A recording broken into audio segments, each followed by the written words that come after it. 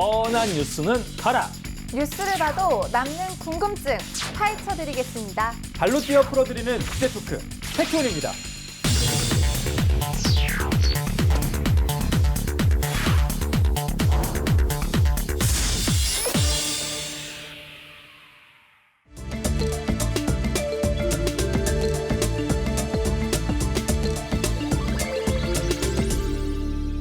유튜버 진용진입니다.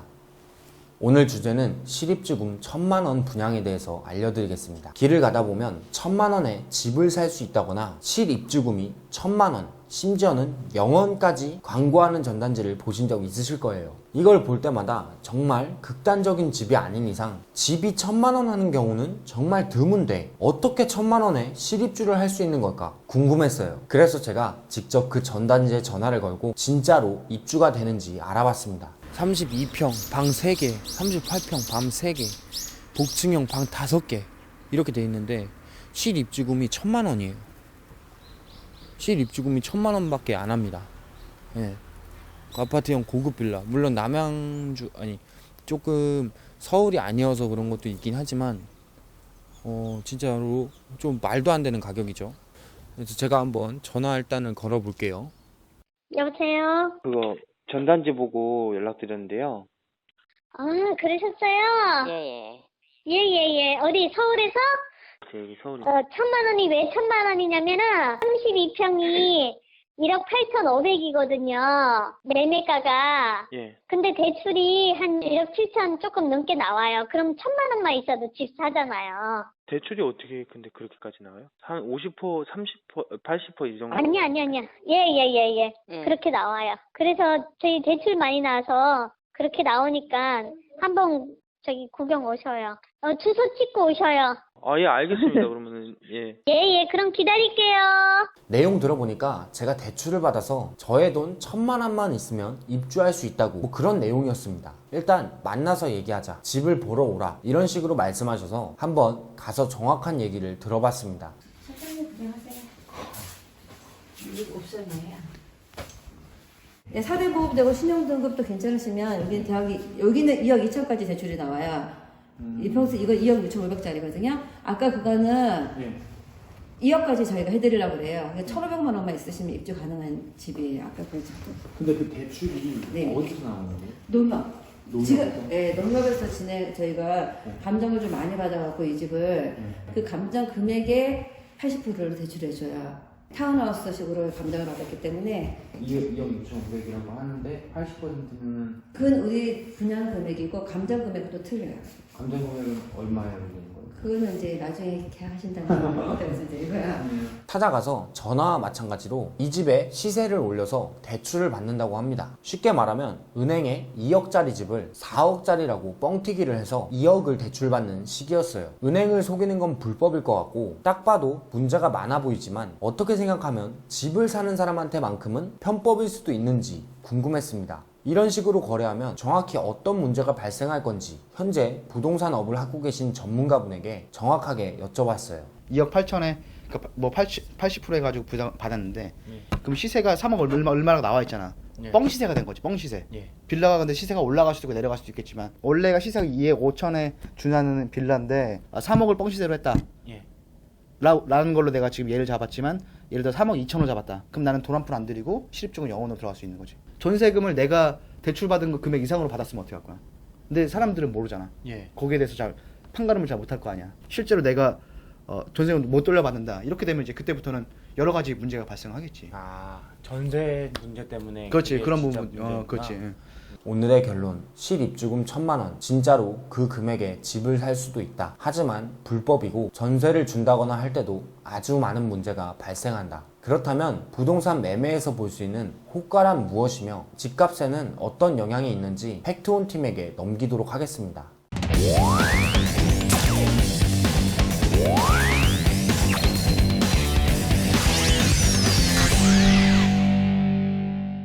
오늘 다룰 아이템은요, 억소리 나는 소재입니다. 바로 집값입니다. 지난해 정부가 계속해서 이 부동산 규제책을 내놨습니다.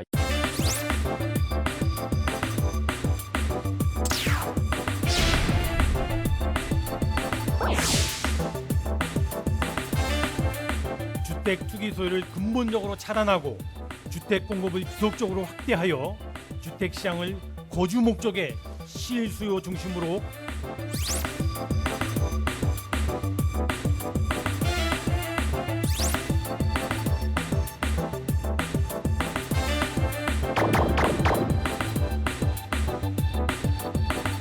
잘못된 보도죠. 국가뉴스 그게 없어져야 돼. 한 개만 그래야 되면 그게 직감이에요.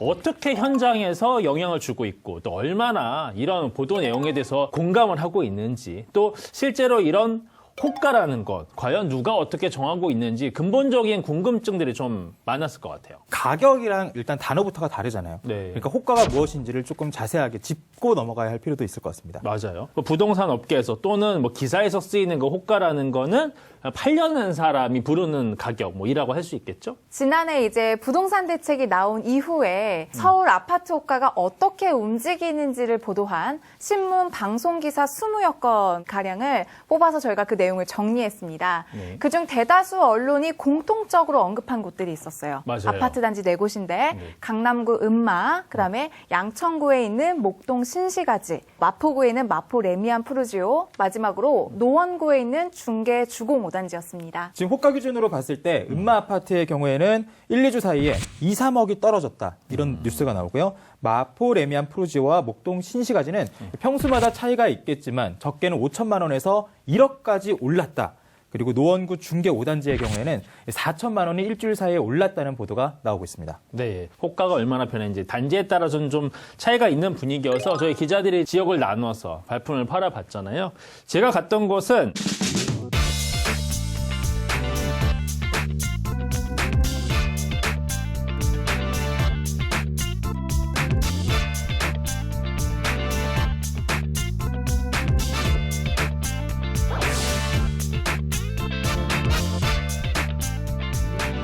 강남권에서는 이곳 음마아파트와 같은 재건축 아파트를 중심으로 호가가 2억 원에서 3억 원가량 뚝 떨어졌다라는 언론 보도가 많이 나왔는데요. 과연 현장에서는 호가를 어떻게 인지하고 있는지 확인해 보겠습니다.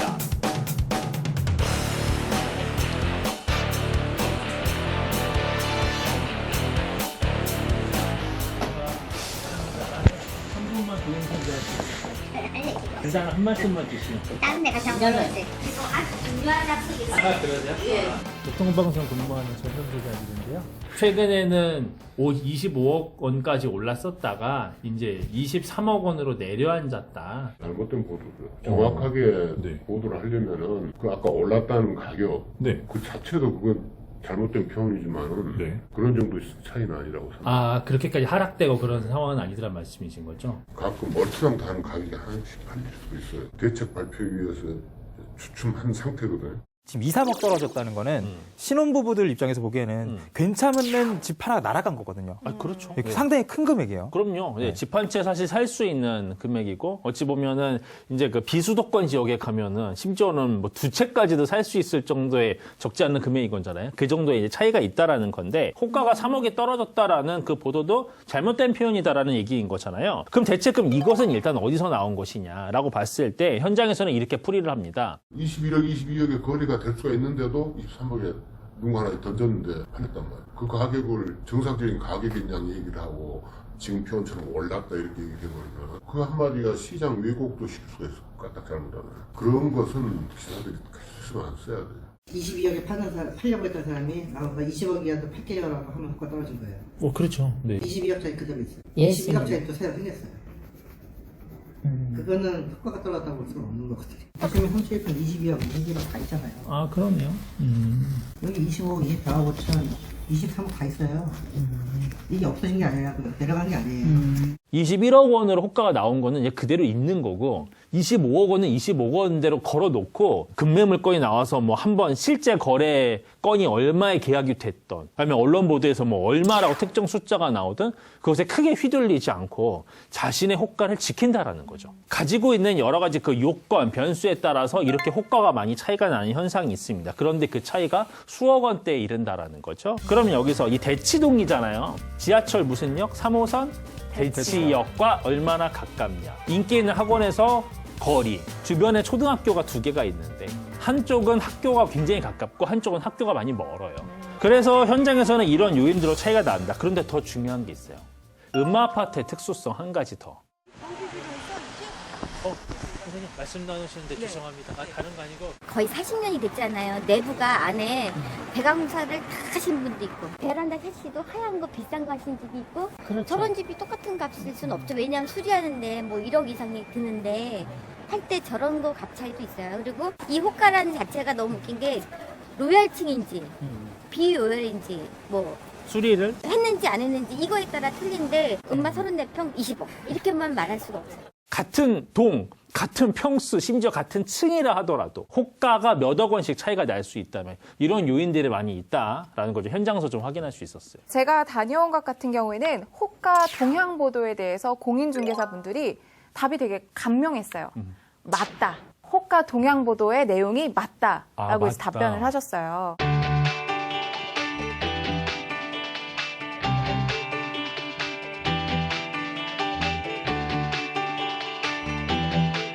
전용 면적 이제 84제곱미터를 기준으로 언론에서는 이제 호가가 5천만 원 안팎으로 이제 오르내리다가 16억 5천만 원 정도로 보도가 됐습니다. 이 숫자가 맞다는 거예요. 다만 여기서 한 가지 차이점은 있었어요. 언론과 현장의 목소리가. 네. 차이점이 무엇이었냐면 호가가 막 오르내리다가 요동치다가 그 가격이 형성된 게 아니라 네. 원래 저 가격대였다라는 게 현장의 답변이었습니다. 그럼 대체적인 호가 보도에서 나오는 그 호가나 현실과 이제 부합하고 두 번째는 어떤 최근에 12.16 부동산 대책의 영향을 받은 바도 사실상 없다라는 네. 그런 어떤 설명인 거잖아요. 네, 제가 만나본 이제 공인중개사분들은 이제 숫자 자체는 맞는데 그 숫자가 나오게 된 배경에 대한 해석은 언론과 좀 생각이 다르다였습니다. 그런 그래서 거였군요. 반은 맞고 뭐 일종의 반은 틀리다 이런 이야기였죠. 그렇군요. 또 다른 핫한 지역 같잖아요. 네, 저는 이제 양천구에 있는 목동 신시가지도 다녀왔는데요. 네.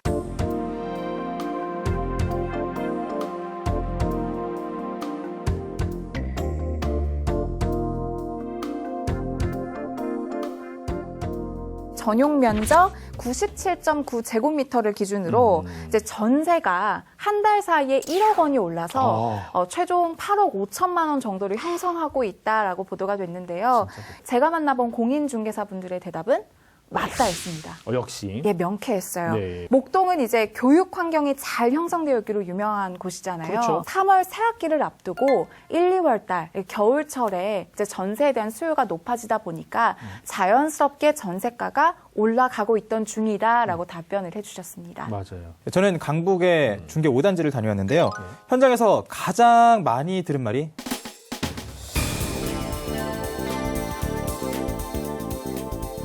12.16 대책 이후 많은 언론사들이 호가를 기준으로 부동산 값이 상승했다고 지목한 중개 5단지입니다. 그 말이 사실인지 확인해 보겠습니다.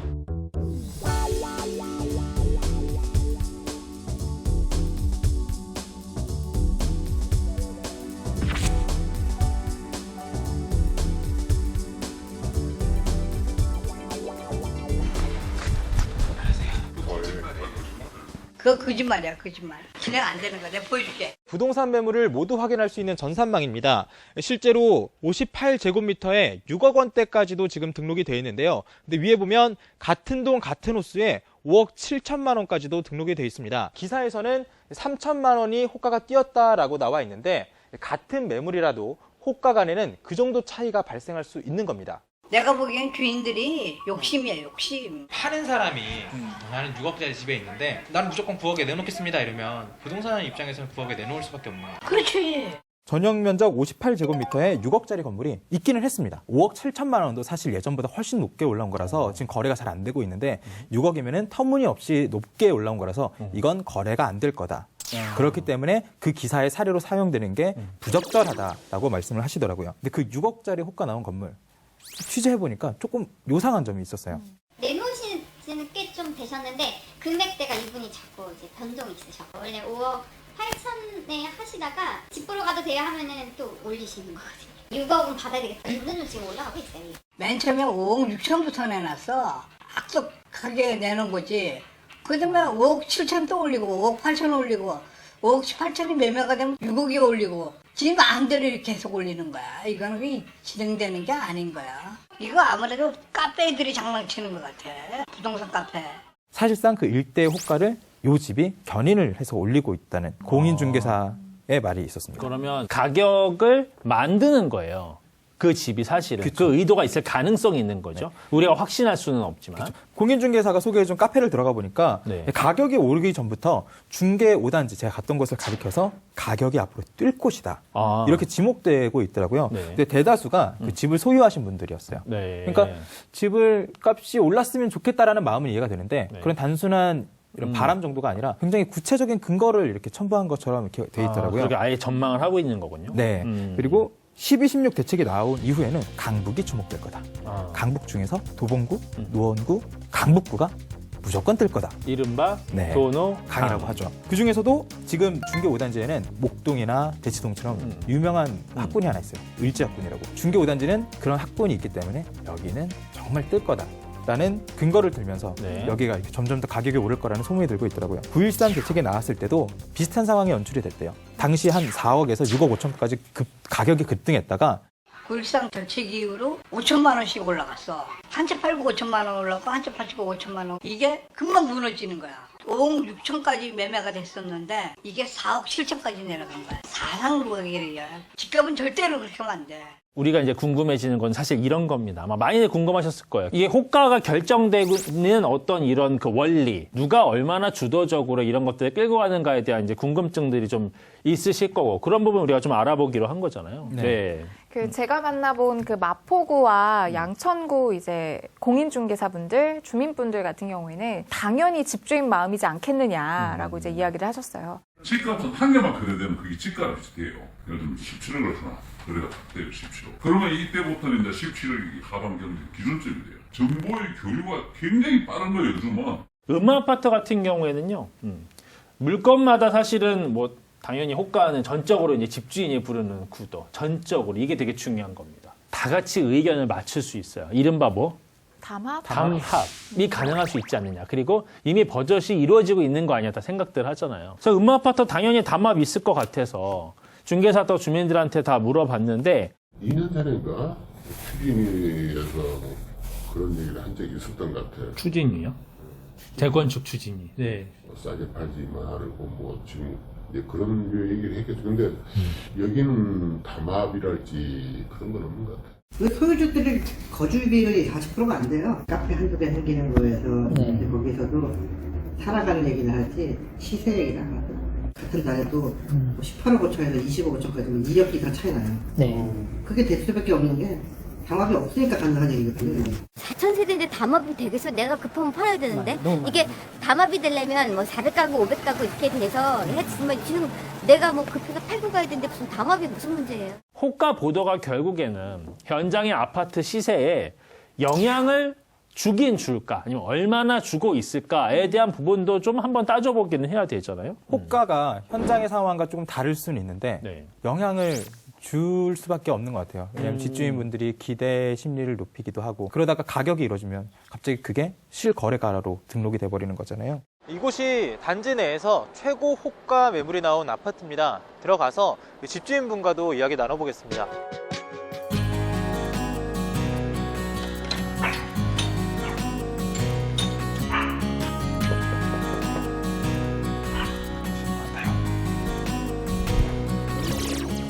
집값이 여기 좀 오르고 있다고 하는데 들어본 적 있어요?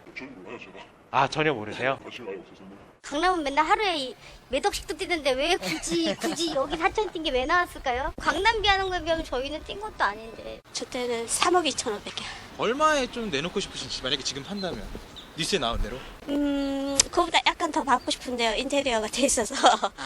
내가 사는 집뿐만이 아니라 다른 지역, 이제 다른 아파트 단지, 타 지역에 있는 집값에 대한 기사만 나와도 하루에 전화 한 통화도 없던 전화가 한 3통은 날라고 오잖아요. 그냥 뭐가 이렇게 막 나면 더 전화가 와요. 실제 거래 가격에도 영향을 미친다고 보세요. 일단 주인분들은 비싸게 살고 싶으니까 뭐 강남에는 이렇게 비싸대는데 하고 던져놔요. 호가를 비싸게. 그런데 밑에 게 팔리다 보면 그게 또 가격이 돼요. 메신저가 워낙 활발하게 이루어지고 있잖아요. 네. 이제 주민들끼리 바로 옆집에 어제 얼마에 팔았다더라 이런 실시간 생생한 이런 정보를 교류하기 때문에 오히려 이제 젊은 분들 사이에서는 보도보다 일단 저희는 그 집값 움직이는 거는 사는 사람들은 많이 바로 보거든요. 바로 알게 되거든요. 얘기가 많이 돼요. 엄마들 사이에서도 얘기가 되고. 그래서 뭐 거기 보도 나온 거랑 상관없이 일단 체감은 하고요. 또 개중에는 언론에서 자기가 살고 있는 집에 주목을 해서 호가 동향을 매일매일 보도하는 것에 대해서 달가워하지 않는 분들도 계시더라고요. 아주 민감하고 아무 필요 없는 거에 올라와야 내가 여기서 살고 죽을 텐데 나도 74살인데 이거 얼마나 못하냐고 자산표만 잔뜩 올리고 애들도 다 컸고 학교도 뭐 보낼 일이 없고 하니까 옮겨볼까 하지만 뭐 그때 시세에 따라서 그렇다고 막 이 집을 팔아가지고 남겨가지고 뭐 이런 생각은 없거든요. 어차피 한 채 가지고 사니까. 호가 보도가 시장에 영향을 미치냐라는 건데 어떻든 집 소유주들은 열심히 기사를 보면서 체크하고 공유하고 판단의 근거로 삼고 있다라는 거는 좀 생각할 수 있지만 특정 숫자가 나왔다고 해서 뭐 그날 또는 그 다음날 바로 뭐 호가들이 다 전면적으로 그렇게 따라가서 재편되는 뭐 이렇게까지는 또 되지 않으니까 상당히 좀 현상은 좀 꽤 복잡하다라고 좀 볼 수는 있고요. 떨어져도 뭐 그렇고 뭐 올라도 그렇고 뭐 근데 또 우리가 생각하는 거하고 좀 틀리지만 이걸 좀 우리가 일일이 전해서 고칠 수도 없고 뭐 그러려니 해요. 공인중개사들 입장에서는 이런 얘기는 해요. 자, 음아파트 같은 경우 특히 그렇지만 이렇게 매도자 우위가 돼서 물건이 시장에 나오지 않아요. 부동산 입장에서는 이 물건을 당기는 게 너무 중요하기 때문에 한 대여섯 개만 돼도 안 그럴 건데 너무 많다 보니까 경쟁이 굉장히 심한 거죠. 나서면 바로 부동산인데 여기 아닌 부동산이면 평균집 따지면은 부동산 한 개가 한 300개에서 500개 사이 커버를 해야 먹고 산다. 주인들한테 조금 사실 마음을 좀 얻어야 되잖아요. 환심을 좀 사서라도 끌어야 되니까 높여서 좀 말을 할 수밖에 없는 이런 구조들은 좀 있겠다. 사실 호가라는 게 조금 애매해요. 왜냐면은 집에 대해서는 팔고 싶어 하는 사람의 가격인 거잖아요. 오르려면 얼마든지 오를 수 있는 거예요. 네. 그래서 지금 국민청원에도 이런 얘기가 나오고 있거든요. 매도 호가만 표시하지 말고 매수 호가도 같이 표시해라. 그래야 공정하게 볼 수 있지 않을까. 그리고 실거래만 그냥 공개하자. 그 호가 뉴스 그게 없어야 돼. 판매된 것만, 매매된 것만, 매도된 것만 딱 나타내면 덜해. 근데 막 호가 뉴스 뭐 얼마나 왔더라, 뭐 집값이 많이 올랐다. 그 엉터리 뉴스 막 내는 바람에 피해 보는 사람들이 한둘이 아니에요. 그래서 제발 그 이상한 그 막 뻥튀기 뉴스가 안 나왔으면 좋겠어요. 서울 아파트 호가 보도 믿어야 돼? 라는 질문을 갖고 얘기를 오늘 좀 해봤는데 나름 공부도 되고 느낀 바들도 좀 있었을 것 같아요. 김 기자 먼저. 취재를 하면서 네. 호가 보도가 왜 나오는지는 알 수 있었습니다. 부동산 정책에 나올 때 사람들의 관심이 어떤 영향이 생길까라는 거잖아요. 기자도 그걸 당연히 알려줘야 되고. 근데 매매는 자주 일어나지 않거든요. 그냥 지금 나와 있는 가격, 호가를 기준으로 할 수밖에 없다는 건 이해가 됐는데 네. 호가가 올랐다 내렸다 하면 많은 사람들이 가격이 올랐나 내렸나 라고 생각하기 쉽잖아요. 그러니까 조금 더 왜곡하지 않도록 얼마에 팔려고 하는 사람도 나타났다 정도로 하면 좋지 않을까 생각이 들었습니다. 네. 공 기자는 어땠나요? 네, 저도 느낀 게 함부로 이제 부동산 시장에 대해서 뭔가 단정하거나 답을 내리면 위험할 수 있겠다라는 생각을 좀 개인적으로 했고요. 또 이제 일상적으로 만나는 가격에 대한 고민들이 보통 저는 커피를 좋아하는데 카페에 가면 뭐 3,000원짜리 아메리카노를 마실까 아니면 500원 더 얹어서 라떼를 마실까 이런 고민만 하다가 맞아요. 예. 부동산 현장에 가서 뭐 1억이 올랐네. 아니야. 거기 5천 더 붙여서 1억 5천이 올랐어. 막 이런 억소리 나는 이야기를 들어서 굉장히 딴 세상에 가 있는 것 같더라고요. 그쵸. 그래서 모쪼록 이 방송을 보시는 분들 모두 포함해서 각자 이제 내 집 마련에 대한 꿈을 이루시고 꼭 자기 집에 대한 호가를 직접 불러보시는 날이 왔으면 좋겠다라는 생각했습니다. 네. 오늘 저희가 이제 얘기를 하면서 많이 썼던 용어 중 하나가 이제 물건이라는 단어를 썼어요. 네. 근데 집에 대해서 사실 현장에서는 이런 생각도 한다고 합니다. 아파트는 결코 물건이 아니고 살아있는 생물과 같다. 작은 변수에도 민감하게 이제 반응하고 뭐 작은 대책에도 사실은 한번 가격이 출렁거리도 할 정도로 늘 항상 민감하게 움직이는 그만큼 언론에서 이 서울 아파트 값에 뭐 호가든 뭐 실거래가든 전함이 있어서 상당히 주의를 기울여야 되는 이제 요인인 것 같아요. 뭐 현장에서 이런 목소리도 내더라고요. 기자는 한 명 왔다 갔는데 기사는 20건씩 나온다. 이렇게 얘기도 할 정도로 저도 좀 기자로서 와닿는 그런 말 중에 하나였고요. 더 정확히 취재하고 세밀히 표현을 해서 최대한 시장을 좀 왜곡하는 일이 없도록 또 오해를 만들지 않도록 노력하는 게 필요하겠다는 생각은 좀 듭니다. 네, 팩트온 오늘 서울 아파트 값에 대해서 취재 토크 한번 전해드렸고요. 다음 주에도요. 진짜 궁금한 뉴스를 들고 찾아오도록 하겠습니다. 시청해주신 여러분 고맙습니다.